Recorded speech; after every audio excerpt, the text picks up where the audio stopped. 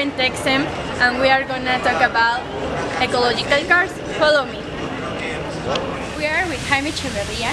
He's a student of the Investigation Center from Sem. He and their team are gonna talk us about electric and hybrid cars. Jaime, tell me the situation that is in Mexico. Well, hi everyone.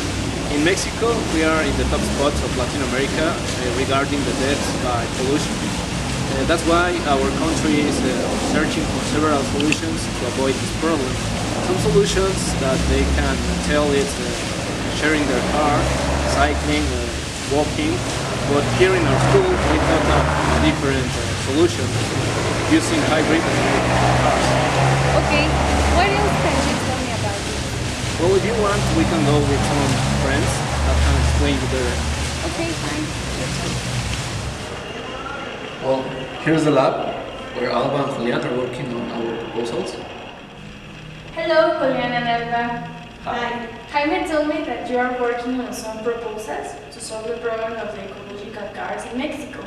We have an important issue in Mexico, that is we don't have charge stations to support the charge of the cars.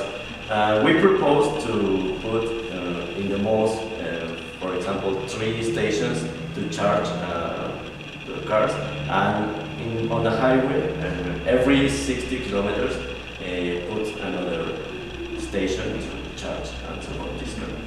Fine. Well, Alba, and your proposal? For my proposal, I suggest that in Mexico we implement incentives like they do in other countries. For example, we can make the urban highways free for those who own an electric or hybrid car. Also, make the public parking fees free. And talking about the taxes, we can make the vehicles deductible and also implement cash credits for those who want to buy this type of cars.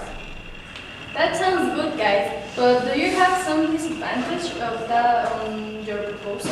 We have some disadvantages, but the most important is the time of charge of the cars, because we spend, or the cars spend around of 1 hour to charge completely their charge.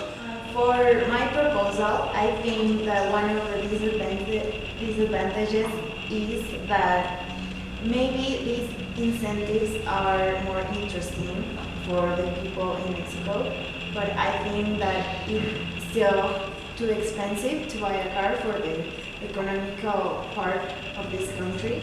So I think even though we implement these incentives, the people won't be able to buy a car anyway. Thanks a lot, Juliana and Alba.